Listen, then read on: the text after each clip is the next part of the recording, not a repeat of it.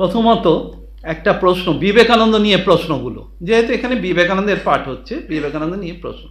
সাধারণভাবে স্বামী বিবেকানন্দ সারা পৃথিবীতে একজন সুবাগ্মী ধর্মনেতা হিসেবে পরিচিত এবং তিনি বেদ বেদান্তের যুক্তিসঙ্গত ব্যাখ্যায় পৃথিবীর জ্ঞানীগুণীদেরও মুগ্ধ করেছেন। তার বক্তব্যের মূল নীতিটি কি, অর্থাৎ তিনি জগতের কোন নীতি প্রতিষ্ঠা করতে চেয়েছেন? এত কথা যে বলে চলেছেন, এই 10টা ভলিউমে যে কত গভীর কথা বলেছেন, মূলটা কি, কি করতে চাইছেন, কি তত্ত্ব তিনি আসলে দাঁড় করাতে চাইছেন জগতের বুকে? তার বক্তব্যের মূল নীতি দুটি, তিনি নিজেই বলেছেন দুটি মূল নীতি। এটা ভারতবর্ষেরও মূল নীতি বলেছেন, রামকৃষ্ণদেব নাকি এইটাই জীবন দিয়ে সাধনা দিয়ে দেখিয়েছেন, আর বিবেকানন্দ এটাকে ছকে দিলেন, একদম ব্যাখ্যা করে বললেন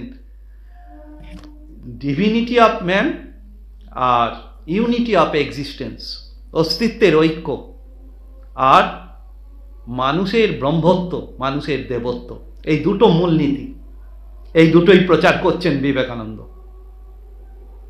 তাহলে সারা পৃথিবীতে তিনি অদ্বৈত তত্ত্ব প্রচার করছেন। কি অদ্বৈত? না, আসলে দুটো বস্তুর মধ্যে কোনো পার্থক্য নেই, দুটো ব্যক্তির মধ্যে কোনো পার্থক্য নেই, বাইরের নাম রূপে পার্থক্য, যেটা এখনই পড়লাম আমরা, উপনিষদেও আছে, নাম রূপের পার্থক্য, আসলে পার্থক্য নেই। আর বিবেকানন্দ এটাকে আবার আরও এগিয়ে নিয়ে গেছেন, বলেছেন দুটো মতবাদেরও কোনো পার্থক্য নেই। কেউ বলছে অদ্বৈত, কেউ দ্বৈত, তো মতবাদ মাত্র, আসলে এক সত্তাই রয়েছে। তাকে কেউ কখনো এক দেখে, আর কখনো মনের ভাব একরকম দুই দেখে, কখনো জীব আর ব্রহ্ম দুটো দেখে, কখনো শুধুই ব্রহ্ম দেখে, কিন্তু ব্যাপারটা একই, জীবও আসলে ব্রহ্ম, আর যাকে আমরা ব্রহ্ম বলছি সেটাও ব্রহ্ম, সত্তা এক। এইটা নাকি 1 নম্বর ভারতবর্ষের এইটা অবদান পৃথিবীতে, সব কিছু একেরই প্রকাশ। আর আমরা দেখলাম শ্রীকৃষ্ণ এই কথা বললেন, সংসারীকে এই এক মনে করে কর্তব্যগুলো করে যেতে হবে, তাহলেই মুক্তি লাভ হয়ে যাবে, সংসার ছাড়ার দরকার নেই।